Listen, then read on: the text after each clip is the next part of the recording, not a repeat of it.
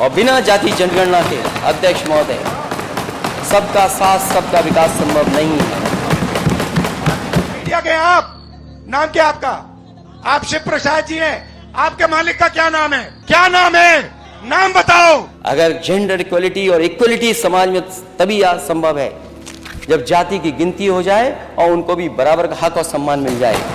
मुझे वो ओबीसी है नहीं, वो दलित है नहीं, वो आदिवासी है नहीं, अरबपति है वो। कदम ये है कि जाति जनगणना पे जनता को जोड़ा जाए, जाति जनगणना जनता को समझाया जाए। हाई कोर्ट में दलित आदिवासी पिछड़े कितने हैं बताओ? 650 हाई कोर्ट के जज हैं। 73% आम लोगों की आबादी है। 100 जज 73% के पास, और वो भी छोटे छोटे। कि एनडीए को कोई हराएगा तो हमारा वो पीडीए हराएगा, जिसमें पिछड़े दलित आदिवासी और अल्पसंख्यक मुसलमान भाई हैं। अगर ये कैसा राहुल राज्य है जिसमें 90% को रोजगार नहीं मिल सकता, लोग भूखे मर रहे हैं, मीडिया में आपका कोई नहीं, बड़े बड़े उद्योगों में आपका। इंडिया गठबंधन के लिए आज का दिन बहुत अहम है। उत्तर प्रदेश में गठबंधन हो गया है और दो बड़ी पार्टियां, उत्तर प्रदेश की सबसे बड़ी पार्टी समाजवादी पार्टी और देश की सबसे बड़ी विपक्षी पार्टी कांग्रेस पार्टी के बीच यह गठबंधन अब फाइनल हो गया। आज उसकी औपचारिक घोषणा हो गई। साझा प्रेस कॉन्फ्रेंस हुई और उसमें कांग्रेस की तरफ से उत्तर प्रदेश के प्रभारी अविनाश पांडे, समाजवादी पार्टी की तरफ से राष्ट्रीय सचिव राजेंद्र चौधरी और दोनों प्रदेश अध्यक्ष मौजूद रहे। इस गठबंधन से हिम्मत और ताकत मिली है। इस गठबंधन से दोनों दलों को वो एक साझापन मिल गया जो अब तक मुद्दों में मिल रहा था। जाति जनगणना, एक तरफ पीडीए की बात हो रही थी तो एक तरफ जाति जनगणना के बहाने इस देश की वंचित शोषित आबादी को हक देने की बात हो रही थी। एक तरफ अखिलेश यादव थे जो बार बार इस बात पर जोर दे रहे थे कि पीडीए ही एनडीए को हराएगा, यानी पिछड़ा, दलित और अल्पसंख्यक। तो दूसरी तरफ राहुल गांधी थे जो लगातार वंचित शोषित जमात को उसका हक दिलाने की बात बेहद बुलंदी से कर रहे थे। एक तरफ संविधान बचाने की बात को अखिलेश यादव लगातार ये कह रहे थे, अगर ये चुनाव 24 में फिर से बीजेपी जीत जाती है तो देश में संविधान पर बहुत बड़ा खतरा मंडराएगा। और यही बात राहुल गांधी अपनी शैली में देश के लोगों को समझा रहे थे। बहुत सारे लोग इस बात की कोशिश में थे कि यह गठबंधन न हो, यह गठबंधन टूट जाए। जैसे बहुत सारे लोगों ने इस गठबंधन के कुछ हिस्सों को तो तोड़ लिया। आपको याद होगा, पहले ओम प्रकाश राजभर चले गए, बाद में जयंत चौधरी चले गए। बसपा गठबंधन के लिए बिल्कुल रुचि नहीं दिखा रही थी और ऐसे में यह माना जा रहा था कि पिछले कई दिनों से इस बात की चर्चा होने लगी कि उत्तर प्रदेश में सपा और कांग्रेस का भी गठबंधन नहीं हो पाएगा। कल तक तो मीडिया में फ्लैशबैक खबरें चलने लगी। कल तो मीडिया में ये खबरें इतनी तेजी से फैलाई जाने लगी गईं कि अब तो गठबंधन टूट गया। कांग्रेस अलग लड़ेगी, सपा अलग लड़ेगी। पेच था, उलझा हुआ था, लेकिन दोनों पार्टियों के शीर्ष नेतृत्व ने बैठकर एक बेहद जरूरी गठबंधन कामयाब कर लिया है।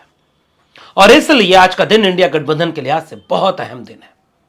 17 सीटें जो समाजवादी पार्टी ने कांग्रेस की तरफ दी, उस पर सहमति बन गई और इन 17 सीटों पर कांग्रेस पार्टी की तरफ से उम्मीदवार होंगे। 2024 के लोकसभा चुनाव में ये 17 सीटें होंगी। रायबरेली और अमेठी हमेशा की तरह जो कांग्रेस की पारंपरिक सीट रही है, जहां उनके सबसे बड़े नेता रायबरेली और अमेठी पर लड़ा करते थे। एक म्यूचुअल गठबंधन लंबे अरसे से इन दोनों सीटों पर पहले से चला आ रहा था। मरहूम नेताजी मुलायम सिंह यादव जी जब तक सक्रिय रहे राजनीति में, एक आपसी समझौते, एक नैतिक समझौते के तहत वो इन दोनों सीटों पर कभी अपना उम्मीदवार नहीं खड़ा करते थे। वरना इन दोनों जगहों की लोकसभा की बजाय विधानसभा की सीटों पर समाजवादी पार्टी जीतती भी रही है, लेकिन एक नैतिक समर्थन था कि इन दोनों पर पहले भी प्रत्याशी नहीं होते थे। अब तो गठबंधन हो गया, इन दोनों सीटों पर कांग्रेस पार्टी अपना उम्मीदवार उतारेगी। और कौन होगा रायबरेली और अमेठी से उम्मीदवार, इस पर आने वाले वक्त में पर्दा उठेगा। इसके बाकी की सीटें हैं कानपुर नगर, फतेहपुर सीकरी, बांसगांव, सहारनपुर, प्रयागराज, महाराजगंज, वाराणसी, अमरोहा, झांसी, बुलंदशहर, गाजियाबाद, मथुरा, सीतापुर, बाराबंकी और देवरिया। आप इसमें गठबंधन की अपनी तरीके होते हैं। वाराणसी सीट पर कल ही समाजवादी पार्टी ने अपना एक उम्मीदवार घोषित कर दिया था, सुरेंद्र सिंह पटेल, और वो एक दबाव की रणनीति देखिए होती है और हर तरफ से पॉलिटिकल पार्टियां अपने अपने समीकरण के मुताबिक दबाव बनाने की राजनीति करती हैं। और इस राजनीति में जब यह तालमेल हुआ कि नहीं, बनारस की सीट पर कांग्रेस का उम्मीदवार हो, तो यह सीट कांग्रेस को दे दी गई है। आप देखेंगे इस लिस्ट में अमरोहा सीट, जिसको लेकर के बार बार विवाद हो रहा था, बहुजन समाज पार्टी से अलग हुए दानिश अली कांग्रेस की तरफ चले गए थे और माना यह जा रहा था कि उनकी तरफ से एक दबाव है और वो चाहते हैं कि कांग्रेस के टिकट पर वो चुनाव लड़ें। सपा चाहती थी कि वो चुनाव लड़े, लेकिन गठबंधन के मुताबिक अब यह सीट कांग्रेस के खाते में चली गई है। फतेहपुर सीकरी वो सीट है जिसको लेकर के आरएलडी से पिछले दिनों विवाद हो रहा था और माना यह जाता है कि फतेहपुर सीकरी आरएलडी खुद चाहती थी, लेकिन कांग्रेस की दावेदारी पुख्ता थी। आरएलडी ने अपने नाराज होने की कई वजहों में एक वजह सीट बंटवारे को भी माना है। इस सब के लिहाज से देखें तो इंडिया गठबंधन को एक संजीवनी मिली है। उत्तर प्रदेश में यह सबसे बड़ी संजीवनी इंडिया गठबंधन के खाते में आई है और इससे एक आत्मविश्वास मिला है, एक ताकत मिलेगी और इंडिया गठबंधन के लोग अब पुख्ता तरीके से इस लड़ाई को आगे बढ़ाने की कोशिश करेंगे। लेकिन एक सवाल तो बनता है कि वो कौन लोग थे जो नहीं चाहते थे कि गठबंधन हो, लेकिन आज पता नहीं उन्हें रात में नींद आएगी या नहीं आएगी। कौन लोग थे जो चाहते थे कि समाजवादी पार्टी को विलन बनाकर पेश कर दिया जाए, कांग्रेस पार्टी को विलन बनाकर पेश कर दिया जाए। लेकिन हां, बड़ी भूमिका उनकी है कि इस तमाम साजिशों के बावजूद यह गठबंधन आज कामयाबी से घोषित हो गया। और जब राजेंद्र चौधरी बोल रहे थे या नरेश उत्तम पटेल जो समाजवादी पार्टी के प्रदेश अध्यक्ष हैं, उन दोनों की बातचीत का सार यह था और जिस बात को अविनाश पांडे जो प्रभारी हैं उन्होंने भी पुख्ता तरीके से कहा कि हम देश को, संविधान को बचाने के लिए, किसान नौजवान को बचाने के लिए, तमाम तरह के लोगों के मुद्दे को जिस पर धोखा दिया है बीजेपी ने, उस पर चुनाव लड़ेंगे और देश की हिफाजत करने की बात करेंगे। मेरे लिए दिलचस्प एक सवाल था जिसमें जब प्रेस कॉन्फ्रेंस के बाद पत्रकारों ने पूछा कि चंद्रशेखर आजाद इस गठबंधन के हिस्सा हैं या नहीं, अविनाश पांडे ने इसका जवाब देते हुए कहा कि अभी ये दो पार्टियों का बड़ा गठबंधन हो गया है।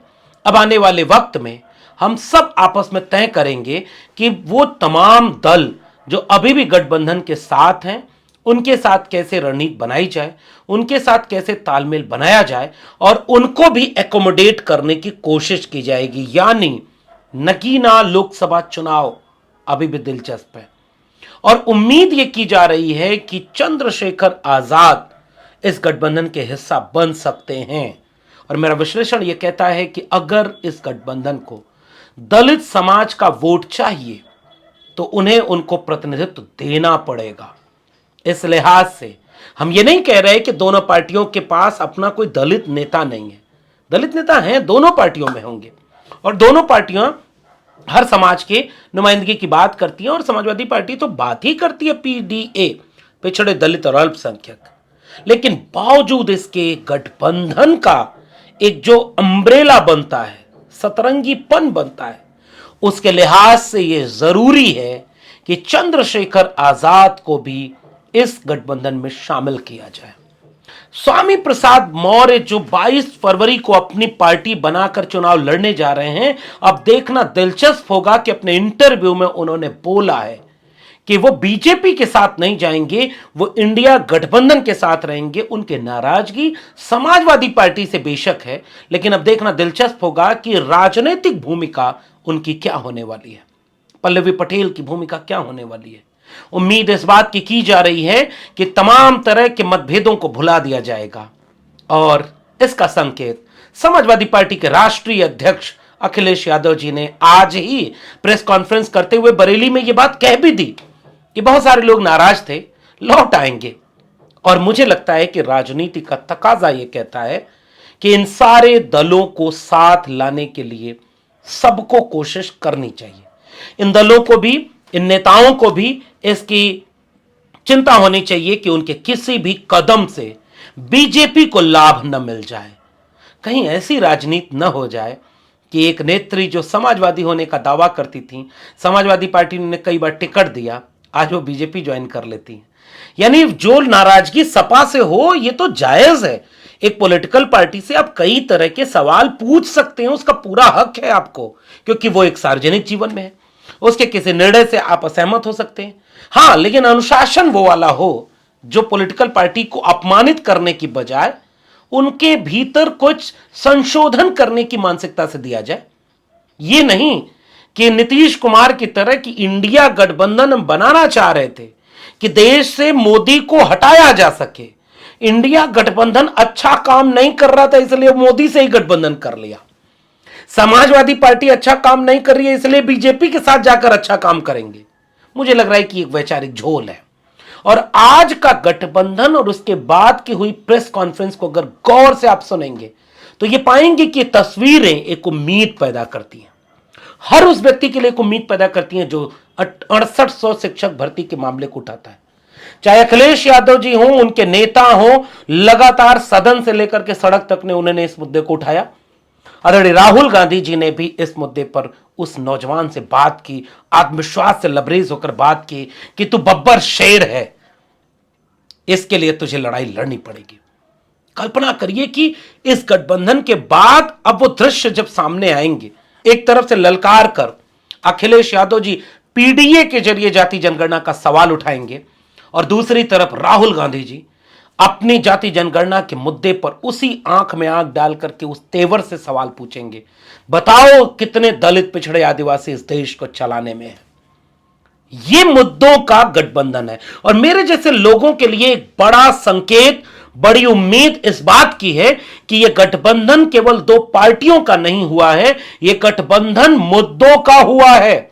और वो मुद्दे हैं जाति जनगणना। सबसे पहला मुद्दा मेरे लिहाज से इस गठबंधन का धुरी होना चाहिए जाति जनगणना। इस जाति जनगणना पर बीजेपी बुरी तरह फंस जाती है और यह बात अखिलेश यादव और राहुल गांधी दोनों नेता बखूबी पहचान गए हैं। दोनों इस पर बिना किसी समझौते के तेवर के साथ लड़ते हुए नजर आते हैं। और अब एक दृश्य की कल्पना करिए, उत्तर प्रदेश और बिहार, ये दो राज्य जहां बीजेपी आज भी कोशिश करती है कि वो मजबूत रहे। अभी भी देखना दिलचस्प होगा कि यह गठबंधन कितनी ईमानदारी से, कितनी रणनीतिक कुशलता के साथ इस बात की तैयारी करता है कि ज्यादा से ज्यादा सीटें वो जीते। एक दृश्य तो बेशक अब खूबसूरत बनने जा रहा है। तेजस्वी यादव, अखिलेश यादव, राहुल गांधी, कल्पना करिए, ये तीन वो नाम हैं इस देश की राजनीति में आज की तारीख में जिनके नजर में आपको खौफ, डर या लालच या अस्पष्टता कहीं से नहीं नजर आएगी। ये बेबाकी से आंख में आंख डाल करके बीजेपी से लड़ने का तेवर रखते हैं। ये तीनों एक मुद्दे पर एकजुट हैं और वो मुद्दा है सामाजिक न्याय का मुद्दा। ये तीनों जाति जनगणना की बात करते हैं। ये तीनों हजारों साल के वंचित, शोषित समाज को हक और अधिकार दिलाने की बात करते हैं।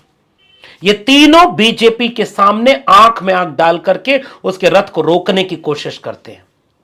और चाहे राहुल गांधी की भारत जोड़ो न्याय यात्रा में अपार जन समर्थन हो, चाहे तेजस्वी यादव की जन विश्वास यात्रा में अद्भुत भीड़ हो, और अब बहुत जल्द अखिलेश यादव भी इस सारे तालमेल के बाद जिस दिन उत्तर प्रदेश की सड़कों पर उतरेंगे, अब देखिएगा वो रैला होगा जो संविधान को बचाने वाले लोगों का होगा। अब यहां से इम्तिहान एक दो चीजों का ही बचा हुआ है। केवल दल का गठबंधन पर्याप्त नहीं है, केवल मुद्दों का गठबंधन पर्याप्त नहीं है। यह एक शुरुआत है, यह एक आगाज है। इसके बाद अतीत की गलतियों से सीख लेना होगा। गठबंधन हुआ था सपा और बसपा का 2019 में, किस जगह पर वो चूका, इस अनुभव को समाजवादी पार्टी बखूबी समझती होगी। कांग्रेस पार्टी भी अपने गठबंधन के अनुभव से बहुत कुछ समझती होगी। उन प्रत्याशियों को टिकट दिया जाए जो जीत सकते हैं, और जीतने के लिए जरूरी है कि वोट ट्रांसफर हो, साझापन उम्मीदों में दिखे, साझा रैलियां शुरू हो जाएं अविलंब, और ईमानदारी